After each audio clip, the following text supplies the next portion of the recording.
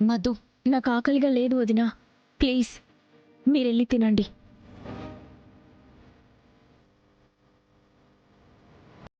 సరే, నేను నిన్ను తినమని అడగను, కానీ కాసేపు మాట్లాడతాను.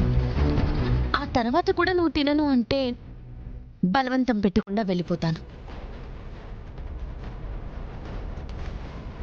ఐఎమ్ సారీ మధు, మనస్ఫూర్తిగా చెప్తున్నాను.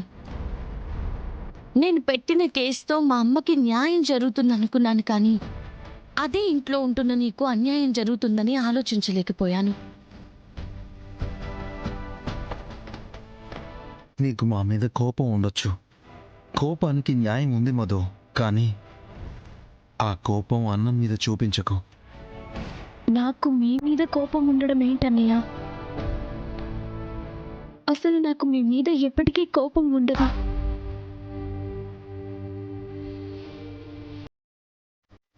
నా తోడ పుట్టినవాడు, నా కుటుంబం కూడా నా పక్కన లేనప్పుడు అన్న వదినగా మీరు నా పక్కన ఉన్నారు.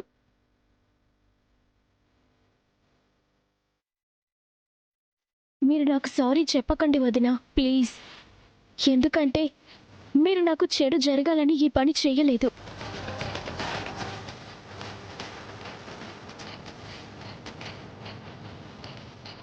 థ్యాంక్ యూ మధు, అర్థం చేసుకున్నందుకు. కానీ నేను చెయ్యని తప్పుకి నేనెందుకు శిక్ష అనుభవించాలో అర్థం కావడం లేదు వదినా. నా అత్తింటి వాళ్ళు నన్ను ఇంట్లో నుంచి పంపించేంత తప్పు నేనేం చేశానో ఎంత ఆలోచించినా తెలియడం లేదు.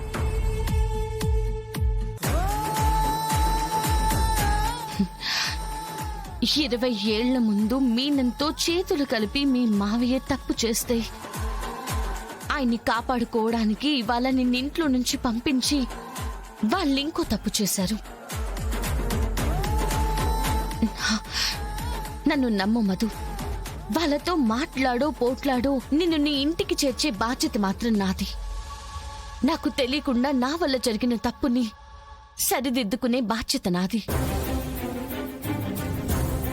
కానీ అప్పటిదాకా నువ్విలా తినకుండా బాధపడుతూ రూమ్లో ఉంటే ఇంట్లో అందరూ బాధపడతారు.